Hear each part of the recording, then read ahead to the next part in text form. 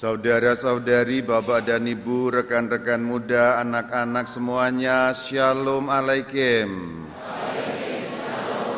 Saya mau ceritakan sebuah cerita nyata pengalamanku beberapa tahun yang lalu, kira-kira masih zaman awal-awal Covid yang masih sangat berbahaya, dan saya masih melayani di Paroki Santo Mikael Indramayu. Waktu itu masih harus mengadakan perjalanan dari Indramayu ke Bandung PP. Karena dulu bahaya-bahayanya perjalanan pun harus pakai surat keterangan dan lain sebagainya. Satu kali waktu itu belum ada tol Cisumdawu, belum terhubung antara Bandung dan Kertajati, sehingga harus lewat hutan-hutan kalau dari Indramayu ke Bandung, terutama dari wilayah Sumedang sampai Kadipaten, itu banyak hutan-hutannya di situ. Satu sore perjalanan lewat daerah situ, tiba-tiba saya nyetir mobil itu bannya terbelah, langsung hilang anginnya semuanya. Ya sudah didongkrak, jelek-jelek ya bisa dongkrak juga. Pas mau diganti dengan ban serep, aduh ban serepnya kurang angin. Astaga, mana nggak ada manusia lagi, cuma ada demit-demit di sini kan. Kan dulu nggak boleh manusia berkeliaran begitu kan, ada apa namanya dulu itu ya, PPDB apalah itu ya, tahu ya pokoknya maksudnya ya. Tiba-tiba ada seorang yang naik motor, Pak ada kesulitan, iya ini bannya terbelah tapi ini kurang angin. Ya udah Pak, dengan saya aja. Akhirnya saya mau ikut Bapak itu supaya diantar kepada tukang tambal ban atau tukang angin. Bapak itu bilang, udah Pak nggak usah, saya aja lah, malah repot, saya bisa. Dibawakanlah sama orang itu, baik amat saya pikir. Kembali pendek kata, beres, akhirnya tertolong bisa kembali pulang ke Indramayu dengan selamat. Itu sulit menemukan manusia, nggak ada manusia beredar, ada manusia datang satu, orangnya begitu baik, melegakan sekali. Ini manusia betul, bukan malaikat, enggak, bukan malaikat. Ini enggak cerita heboh-heboh kok, cerita biasa aja. Tapi dari cerita yang biasa itu justru aku menemukan ini kebaikan Tuhan masih ada, kebaikan Tuhan masih menang. Dunia memang banyak kejahatan, dunia memang banyak kesulitan, banyak penderitaan, banyak kegelapan, banyak suram, tapi masih ada terang di tengah dunia.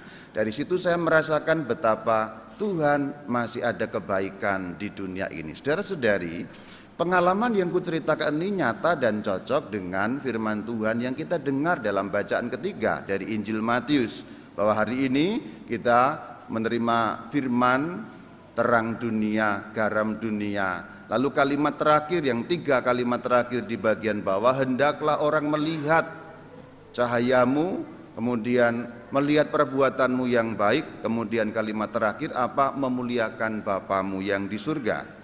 Saudara-saudari, di tengah dunia yang tidak mudah seperti ini, di tengah dunia yang kadang-kadang kehilangan harapan, ada banyak kejahatan, ada banyak kesulitan, tidak selalu mudah melihat apa yang baik. Tidak selalu mudah bahwa Tuhan belum kalah oleh kejahatan. Tidak selalu mudah melihat bahwa kebaikan Tuhan masih berjaya.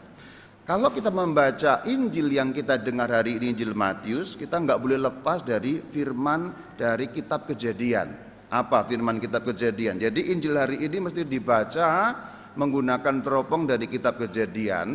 Kitab Kejadian menceritakan bahwa Tuhan Allah menciptakan dunia ini sungguh amat baik.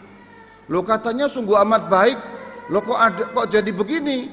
Lah itulah gara-gara ada banyak manusia yang bedegong di dunia ini ya. Karena dulu diciptakan sungguh amat baik, tapi gara-gara banyak manusia yang bedegong, gara-gara banyak manusia yang egois, mementingkan diri sendiri, iri hati, dendam, segala macam, sehingga kebaikan di tengah dunia ini berkurang, turun, berkurang, sehingga kadang-kadang di titik tertentu seakan-akan suram dan gelap, orang sulit melihat terang dan kebaikan itu. Itulah kenapa Tuhan mengatakan kepada kita, kamu terang dunia, kamu garam dunia. Tuhan mau mengatakan kepada kita, jangan biarkan yang dulu sungguh amat baik itu sekarang dikuasai kegelapan. Jangan biarkan yang dulu sungguh amat baik kuciptakan itu sekarang hancur, tak ada sisanya lagi kebaikan itu. Maka kita ini memang tugas perutusan kita ini memang berbuat baik. Berbuat baik,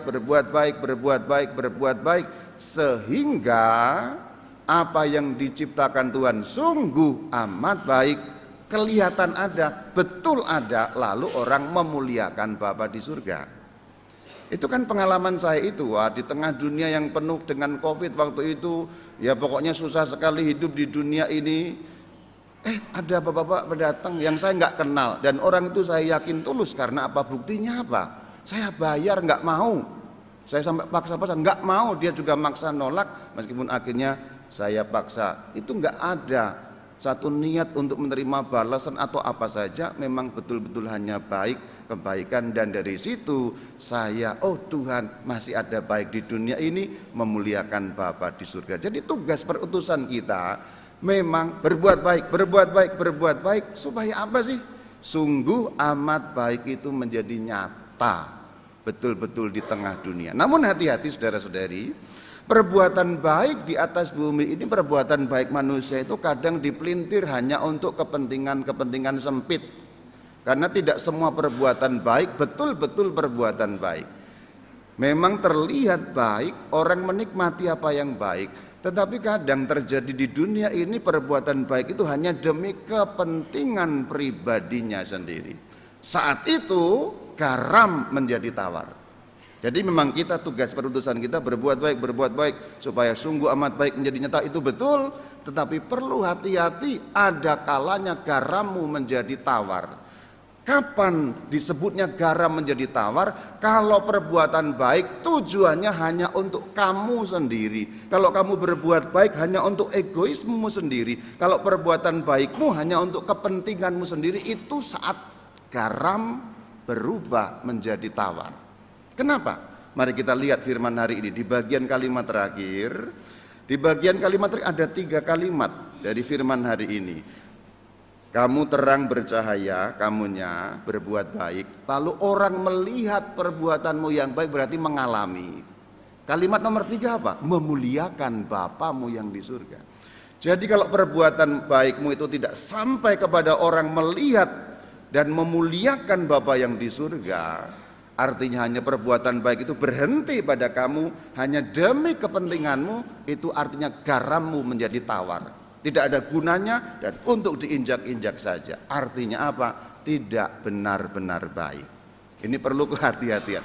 Jadi nomor 1, kita memang diundang untuk berbuat baik terus, tapi perlu sungguh hati-hati karena perbuatan baik ini bisa menjadi tawar garamnya saat hanya demi kepentinganmu. Kamu berbuat baik, tapi itu demi kepentinganmu sendiri. Kamu berbuat baik hanya demi namamu sendiri. Kamu berbuat baik hanya demi kondangmu. Saya. Itulah saat terjadi garammu tawar. Maka perbuatan baik yang seperti itu namanya transaksi, bukan perbuatan baik yang sungguh-sungguh. Kayak jual beli. Kamu memberikan sesuatu, kamu dapat sesuatu. Transaksi. Bukan perbuatan baik yang sungguh-sungguh. Perbuatan baik yang sungguh-sungguh, orang melihat artinya mengalami, lalu memuliakan Bapa di surga. Bukan saya, tapi ini kebaikan yang datang dari Tuhan. Dan itu memang tujuannya. Orang masih merasakan yang sungguh amat baik itu benar adanya. Semoga garammu tidak tawar. Shalom alaikum.